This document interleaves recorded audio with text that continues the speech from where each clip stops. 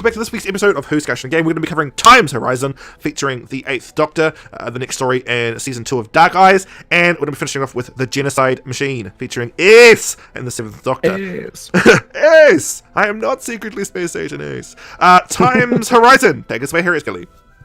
Okay, so we've got a ship that is, it's very interesting. This story is a continuation of both the first and second stories, but it's a continuation on Liv's part of the first story. Yeah.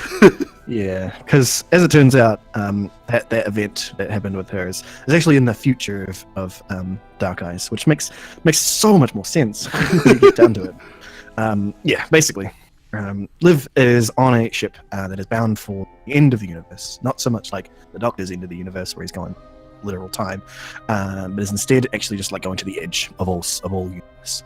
And the Doctor's like, there isn't one. Yeah, the Doctor's like literally like, later on he's like, yeah, there's not here, but anyway, they trying to get there anyway. They stop because apparently they've got there, and you're sort of like, yeah. So they're getting out of their stations. Years. They're going to try and find out what's going on. They're kind of waking up, and Liv's like, hey, you know, I shouldn't dream in the cryosleep, right? And I think I did, and they're just like, nah, just shrug it off. That never happened.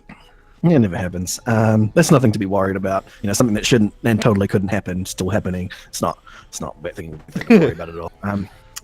So it looks like we've arrived at the edge of the universe. I really want a coffee. Oh no, the ship's stuff's not going to start up for another hour. Why would the coffee machine not start up for another hour after being woken? That seems like a very poor design, and I'm a coffee addict.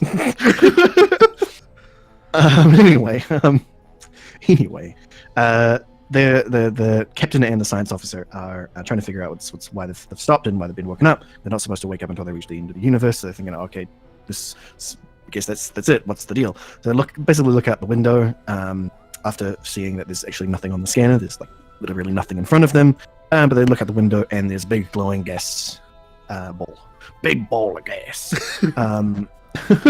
that's lighted up, and I'm just like, what's a big ball of gas that lights up? The sun.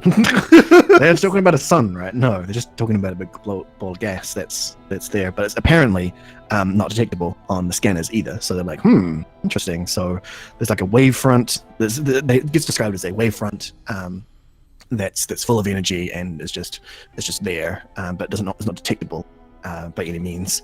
And basically they're like, oh, so this is the edge of the universe, like where literal creation is happening. Not quite. The Doctor shows up. Turns out that it's big and bad, of course. So he's got Molly with him. They've travelled to his farther than ever gone before. To the edge of the universe. Molly actually is infectious, like. Yeah, she is. Bloody tardy box. The tardy box. So they find themselves there with the ship and this cascading Medusa cascade, I guess.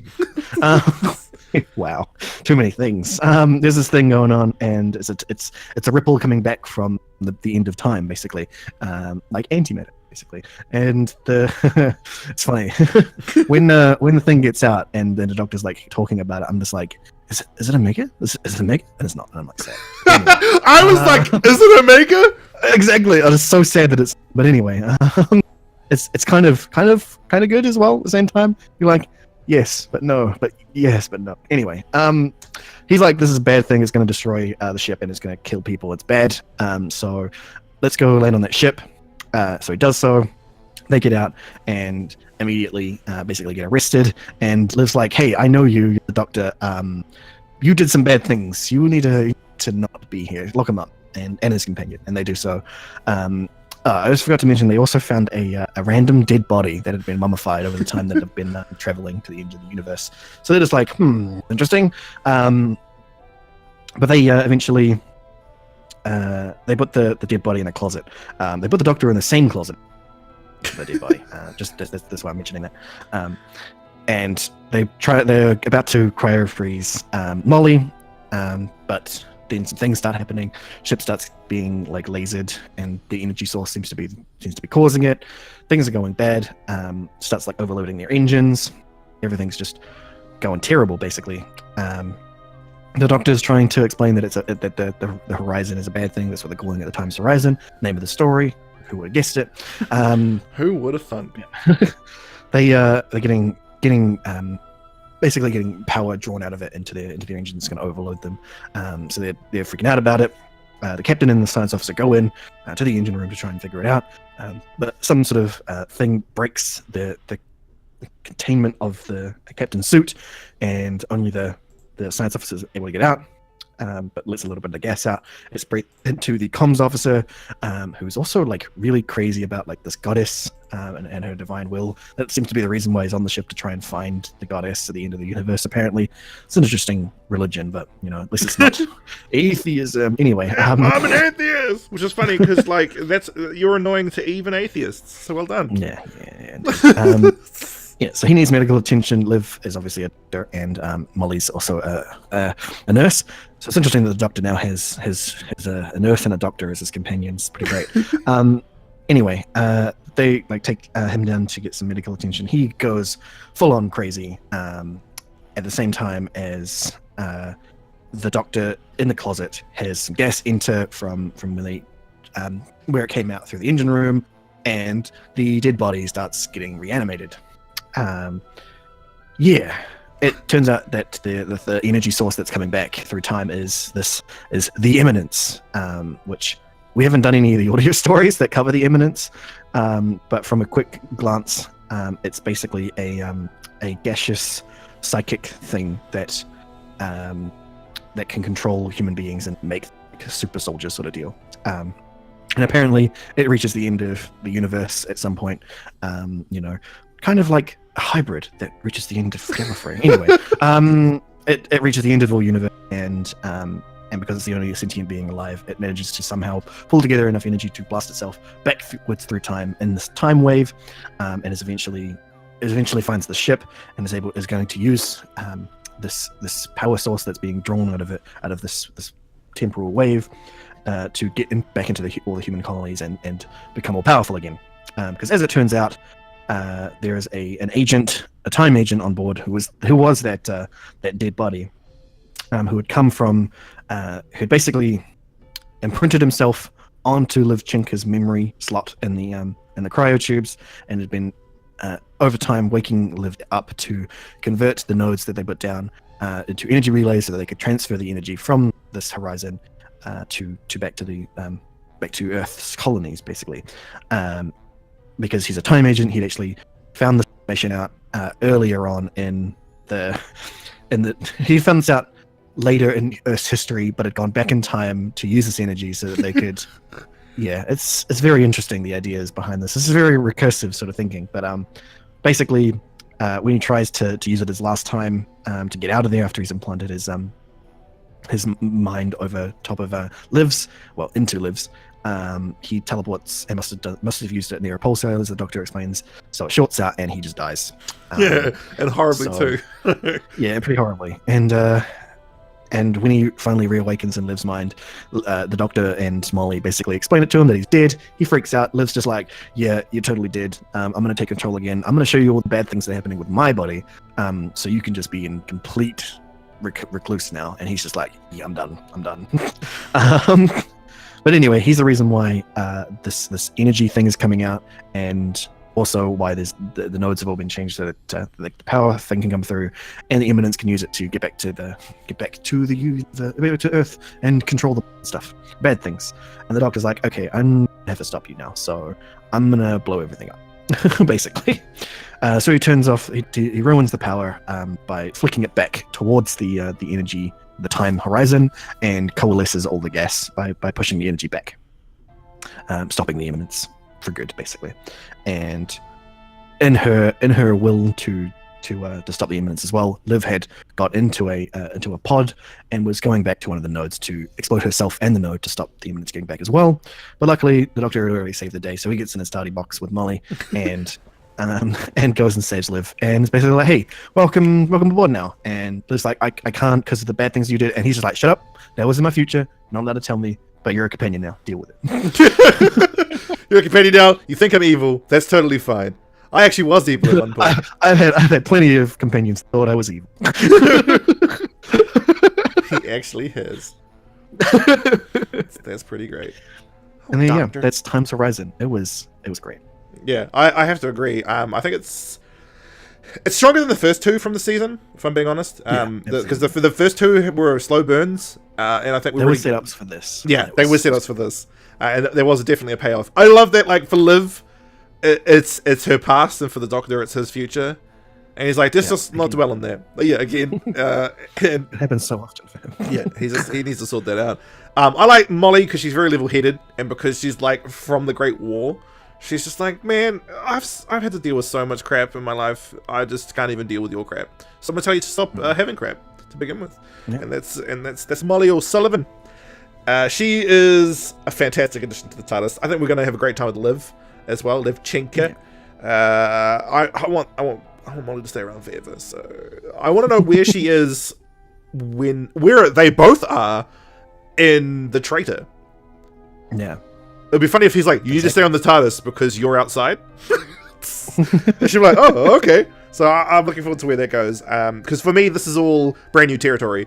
I'm flying just as blind as Harriet Skelly, but I'm enjoying the ride. I think last season was stronger, if I'm being honest. But this season isn't finished yet, so the payoff might thoroughly be worth it. Well, you know, the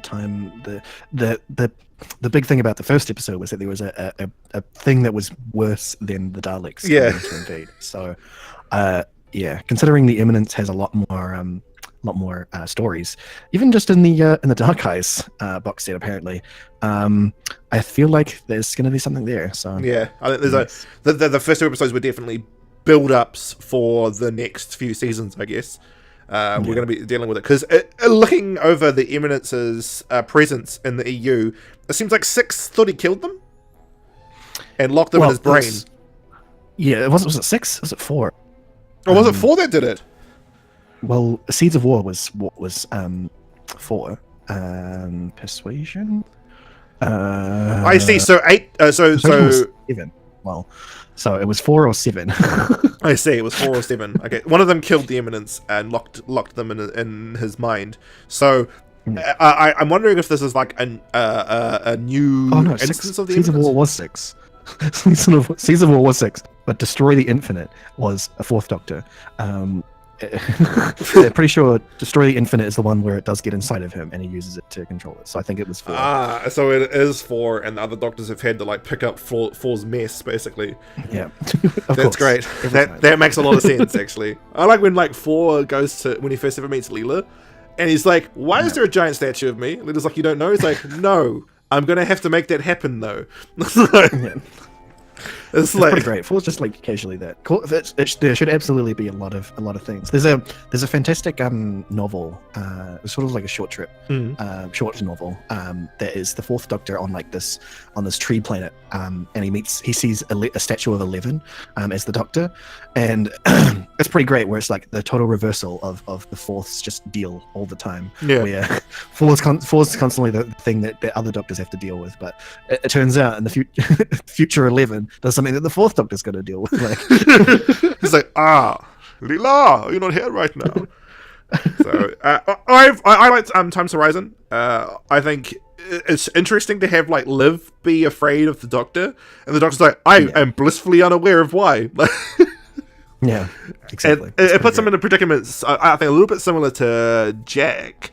Where, Jack says, I lost 2 years of my life, so your friend over there being worried, afraid of who I am, he has every right to be, because I actually don't know. So I think it's great to have that sort of play off, and I wonder how Liv's going to handle being his companion, knowing that, in his future... Well, considering Liv was around with the 7th Doctor, you kind of can imagine that 8 meeting her at this point and her being afraid of him can kind of be fair at the same time. He could probably be like, "Oh, you were with 7. Oh yeah." I told my friend Lucy that I never wanted to be like him, and the second she died, I turned into him again. Fancy that. So that was fun. Anything you want to add about Time's Horizon before we move on to the Genocide Machine? No, I think honestly, there's just if you're if you're interested, just listen to it because it's fantastic. It is. I don't think you even really. I don't think you really need to listen to 1 and 2 to get into this one, honestly, of this box set. But at the very least, you need to have listened to 1 to understand what Molly's deal is, and also about some of the Dark Eye stuff that happens in here, because there's a whole lot of mentions to that where. Oh yeah, with people's eyes are turning off and on. Yeah, dark. Yeah, and like Eminence can't get inside of the science officer because their eyes were dark or something like that. It's just like, yeah. Oh my god, does that mean that like someone's using the progenitor particles to keep Liv, Molly, and the Doctor alive? Maybe. Because why are Molly's eyes dark again? Or using them to stop the Eminence. Oh my goodness. I'm actually really looking forward, because like this episode, like the first 2 are setups for this episode, and this episode is like a setup for everything to come. And I'm really looking forward to what happens next, because this episode actually ends with the Alex McQueen Master meeting with the now alive, what was her name? Samantha? Sally Armstrong. So, because she's alive now, because Straxus never existed. Cotrix never existed. So she's alive now, and the Master's there, and it's the Alex McQueen. I like the Alex McQueen Master. I listened to Unit Dominion, and he was fantastic in that. So I'm looking forward to more Alex McQueen Master. He is the first Master. Was it the second Master? No, he's the first Master in the new regeneration cycle. Nice. So I'm looking forward to where that goes. Like, aha, yes, of course. He pretends in his first story, he pretends to be the Doctor, and he goes and works for Unit. Of course, of course he does. Yeah, and Seven turns up, and Seven's like, "Oh, you first? You're not me." Yeah. Seven's like, "Who are you?" He's like, "Oh, I'm you from the future." Yeah, this new regeneration cycle is absolutely for the Master is absolutely just pretending to be the Doctor. Yeah, like exactly. all times. At all times. New regeneration cycle, all good. So the genocide machine. It starts off with a I suppose they're plunderers more than they are archaeologists, but no, they're salvagers. Yeah. So these salvagers, they're on the planet, and they're going to get this ziggurat, which means their spaceship must be enormous if they're going to be stealing this ziggurat. Because I'm not sure what the deal was, honestly. Yeah. she said that she'd bought some salvagers for this operation, so maybe she was an archaeologist and it brought them along to get in there somehow. I'm not sure. But they were there to steal the ziggurat. I'm interested to see whether or not this plays into a bigger universe role, because like, who hired them? It'd be interesting if it's Irving Braxiatel. I think that'd be very interesting, because that would tie very nicely into the Bernice Summerfield box sets, which I thoroughly suggest. Bernice is incredible. Her timeline has been reset. Big Fish were like, we're going to reset a timeline. And so everything's still canon, but it's not anymore. Yeah. For her, at least. So for the Doctor, everything still happened, and now her new life is still happening for him as well. Thank you, Big Finish. So they uncover something that the cover ruins. I guess it didn't. They really shouldn't have put a Dalek on the cover. It's a Dalek. It kills them. It would have been so much better if that was revealed in the story. I feel that was a huge letdown. I'm wondering if it was a marketing requirement.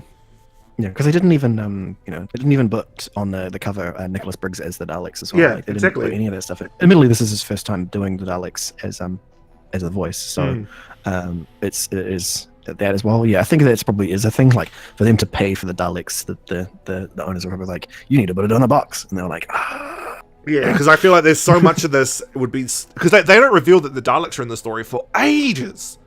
Yeah, exactly. And I was the like, voice doesn't the initial voice the Nicholas Briggs puts on doesn't necessarily show that. Yeah, it doesn't sound like it's a normal Dalek either. Yeah, that's a good point. And also when the beginning crew, they die, they don't say exterminate. So yeah, I was just like, if you're gonna make it a surprise, don't put them on the box. That was really strange. Again, as Terrence Kelly and I have mentioned, it was more than likely a marketing requirement from Terrence Stick's family. Oh, you got the rights? Well, you might as well put them on the box. Even though they were mentioned in Siren. Oh no, they weren't in Sirens at the time. This is the first Dalek story for Big Finish. Holy cow! Yeah.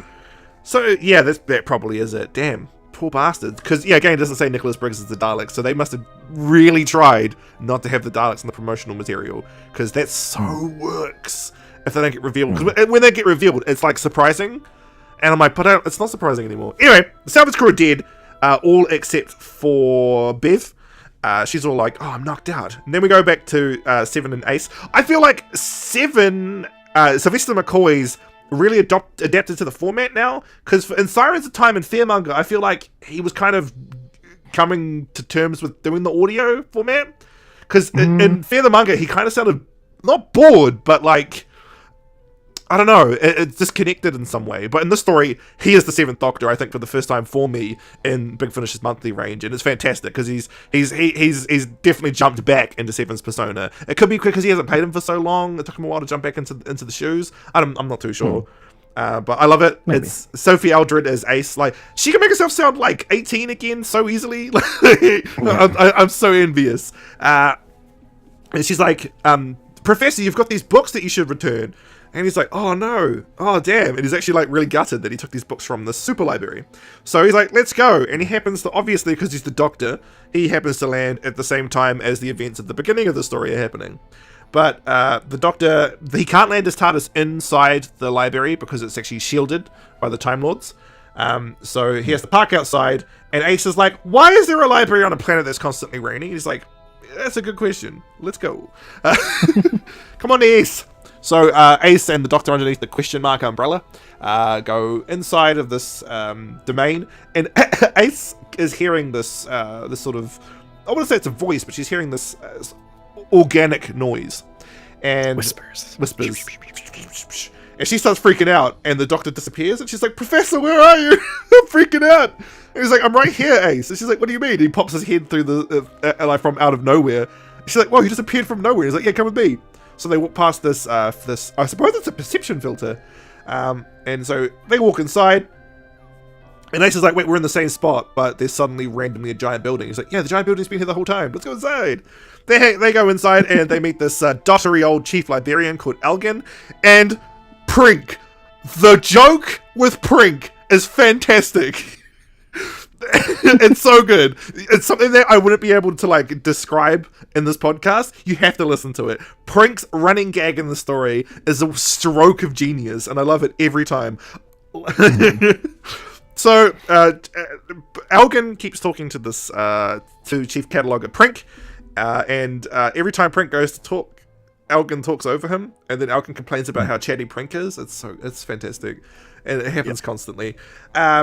The Doctor and Ace are being shown around by Elgin. Ace gets a bit sort of agitated at Elgin's behavior, and she's like, I'm going to go back to the TARDIS. And the Doctor's like, oh, okay, cool, I'll catch you later. And as she heads back towards the TARDIS, she finds Bev! And she's like, holy crap, you okay? And Bev's like, no, I'm the literal opposite of okay. And she's like, oh, well, okay, no need to be snide. What's wrong? She's like, oh, I've been hit in my leg. And she's like, oh, blacker. There was also this robot earlier on that, like, somehow, he said, like, 6 lines of dialogue, and I was sad when he died. But there was this, like, repair robot that was, like, meant to be quite helpful. And he was like, it was a pleasure serving you, mistress. And then dies. And I was like, oh, that was nice. But he had bandaged. It was more like, I'm out of power, must return to the she's wrapped her leg up in a makeshift splint, and Ace is like, sweet, I'm going to help you out. But unfortunately, they get captured by the Daleks. And it goes back to the Doctor and Elgin. It was so weird hearing someone called Elgin. I grew up in a suburb called Elgin, so it was like really strange every time they're like Elgin. I was like, nostalgia feels.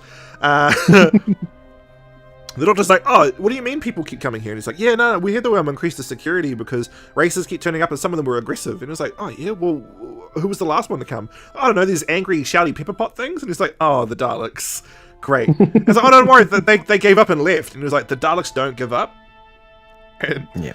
And Elga's like, yeah, but that was like 1500 years ago. Surely they're not still out there waiting for a chance to strike. And the Doctor's like, yes, that is 110% what I'm telling you.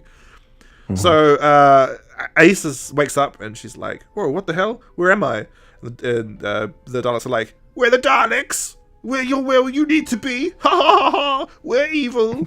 And she's like, yeah, well, whatever you've got planned, the Professor's going to stop you. And they're like, no, he isn't. That's how the Daleks felt to me in the story. They're like, we totally want to win. And they had like sort of like, I don't know, that's sort of like a sort of a teenage feel to them for some reason. I don't know why that came across to me in that way, but I thought the Daleks were hilarious in the story. Especially like later on when the Emperor's like, you should totally blow yourself up. And then one Dalek's like, oh, I don't want to. But a replicant turns up with Bev, and the was Bev? It was, yeah, because Bev ends up in that recovery chamber in the library. So Bev and this replicant of Ace turn up, and Ace is like, "Hey, you need to help. You need to help out here." And you can tell straight away that the doctor's like, "You are not Ace." The second he's like, "Ace, are you feeling okay?" And she's like, "Yeah, why?" And right then, that line of dialogue, you're like, the Seventh Doctor immediately knows that this is a replicant. Yeah, he knows that something's up there. Yeah, Immediately. He's like, "Nah, you're not Ace." So Bev ends up. I'm just casually performing contact on you. yeah, just goes in context. No, as in like just casually on his companions all times. It's Yeah, at all times. Yeah, the Seventh Doctor. Yeah, so he knows immediately that something's up there. I think my favorite form of contact that Seven ever did is in Battlefield, where he just didn't have any time for that guy and his bullshit, so he just blue screens him. It's like, "And human blue screen." You never see him again in the story, do you? So does he kill him?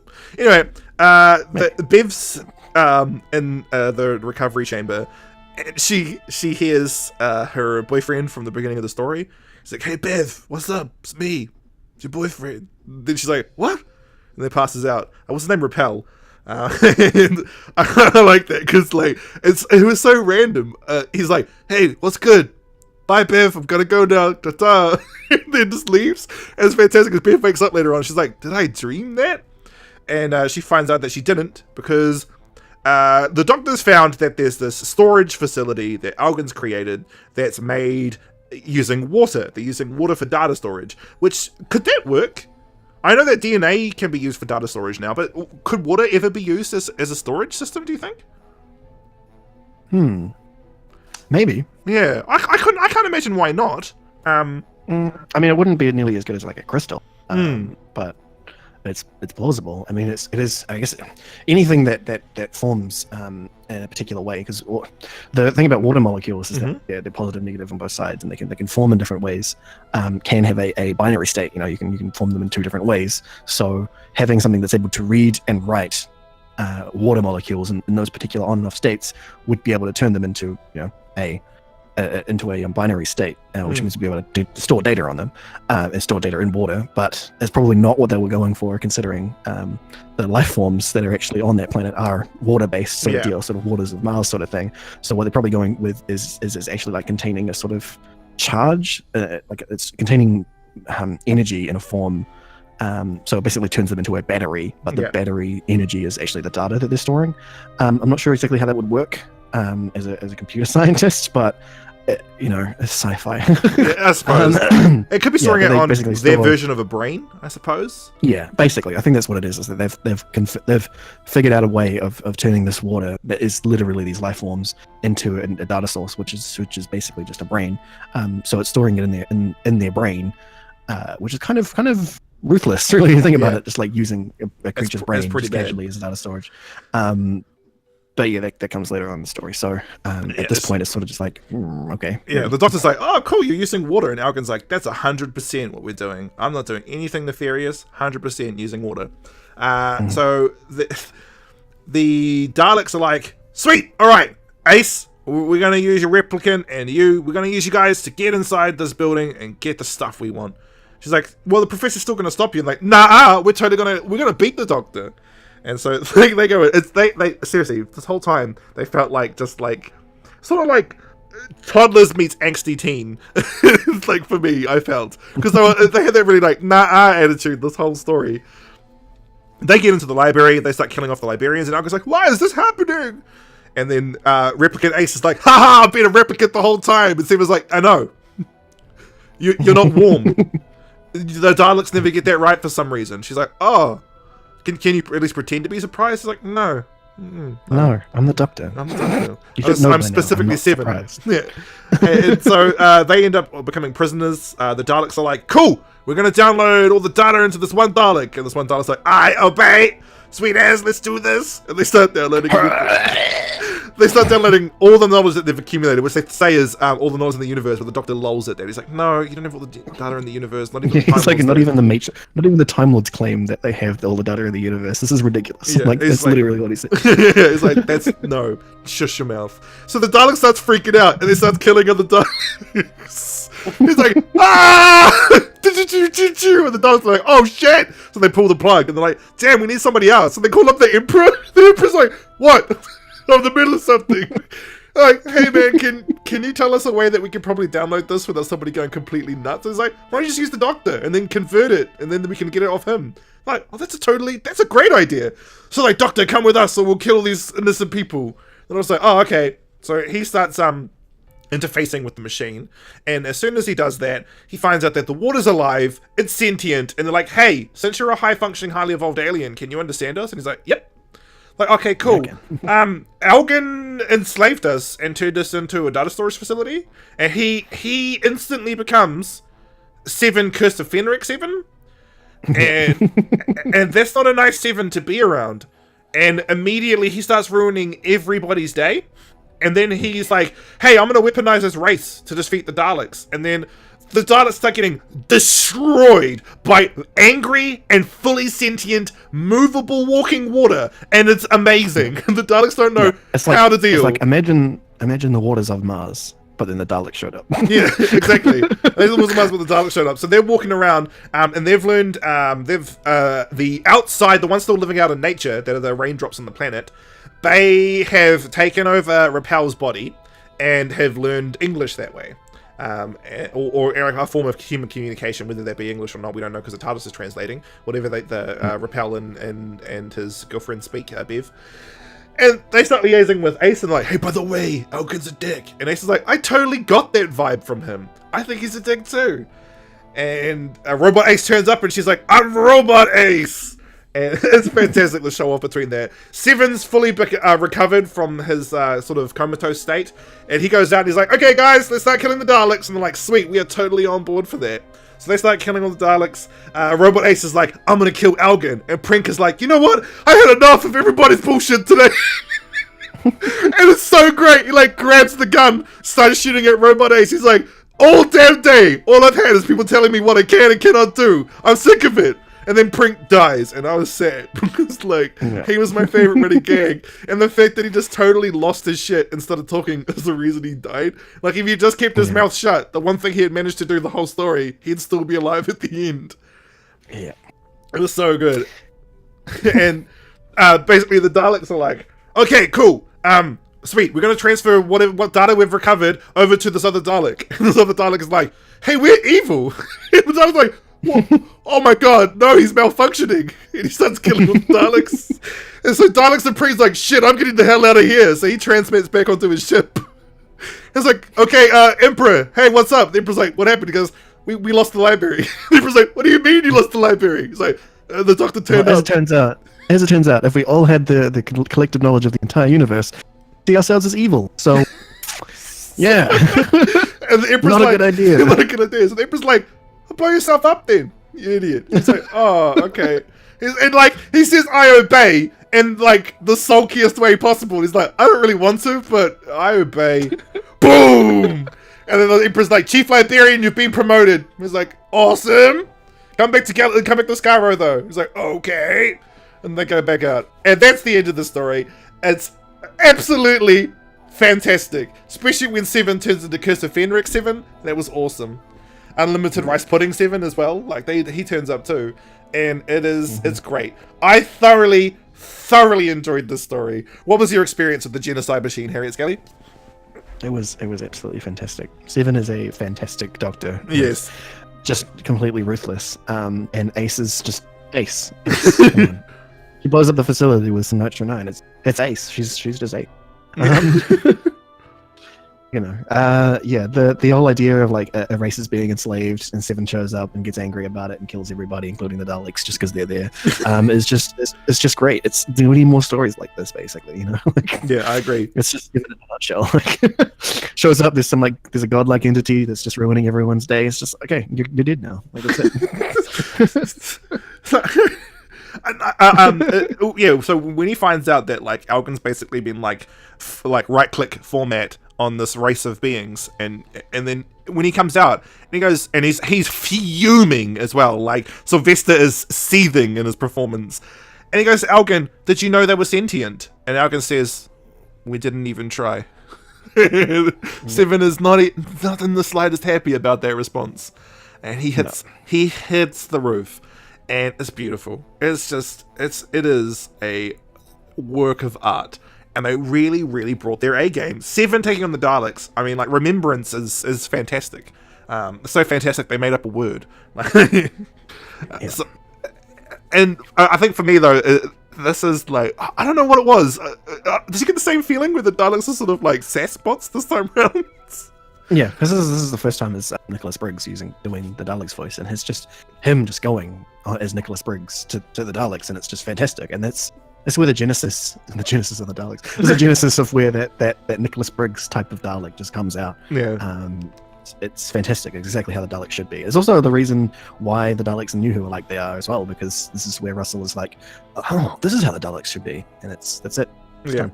That's fantastic. I think it was really brave of them to bring that incarnation of Seven, like that ferocity of Seven out.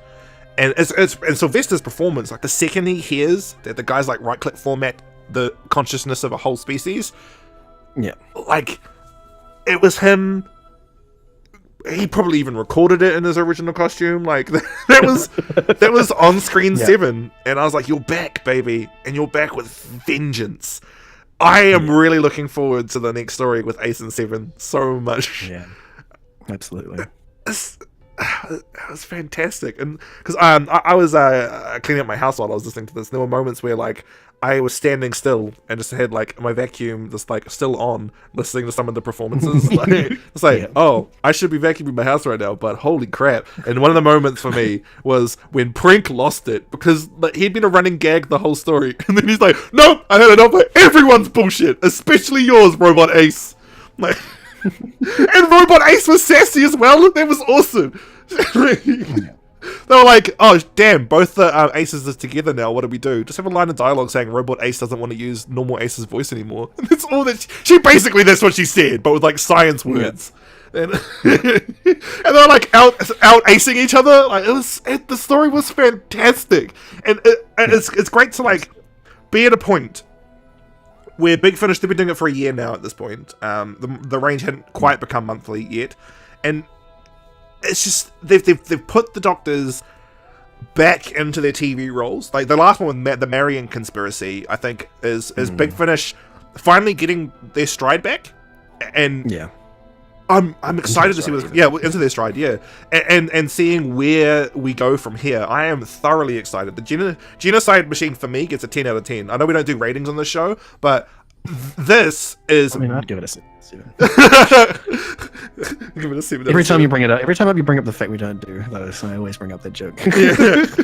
A 13 out of 13, even when we do Jody. Hopefully your stories are good, Jody. So let's pick this up. This is the first part of the Dalek Empire arc. They ended up getting its own spin-off called Dalek Empire, because it just did really well, and they're like, well, we make a lot of money on these stories. Let's do a spin-off. And there's the Daleks are characters in this. Even though they're all got very similar sounding voices, they're distinct in who they are. The only one that sounds vastly different is the Emperor.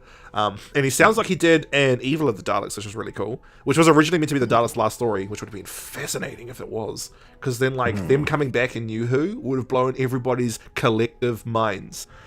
Much like what Alkin did to this race of water beings. But for me, guys, because the main range is on Spotify, thoroughly I suggest listening to the Genocide Machine. Is there anything you want to add before we close up for this week, Harry Skelly?